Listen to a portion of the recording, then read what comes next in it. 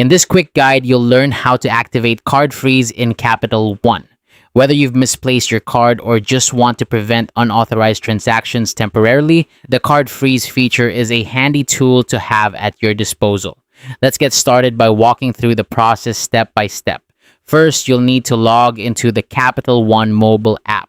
If you haven't already downloaded it, you can find it in your device's app store, and once installed, use your credentials to log in securely. Having access to the app not only allows you to manage your accounts conveniently, but also enables you to take swift action, such as freezing your card when necessary. Once you're logged in, you'll see your home screen displaying various options. Here, you need to select the credit or debit card you wish to manage. This screen provides an overview of your accounts, so make sure you choose the correct card to avoid any mix-ups. Next, look for the option labeled View All under your card settings.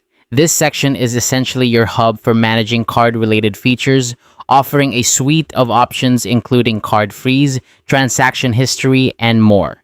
When you tap View All, you're one step closer to activating the freeze. After accessing your card settings, select Lock or Unlock Card.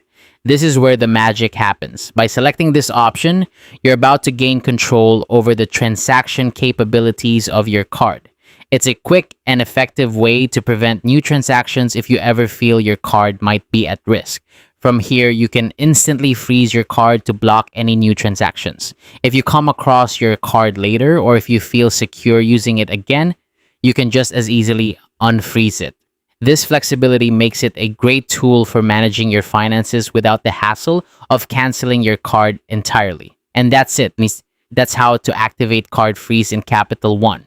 Remember, this feature is designed to give you peace of mind, knowing you can temporarily halt transactions with just a few taps. So the next time you need to take a pause on your card activity, you'll know exactly what to do. Thanks for watching, and be sure to check out our other tutorials for more helpful tips on managing your finances with Capital One.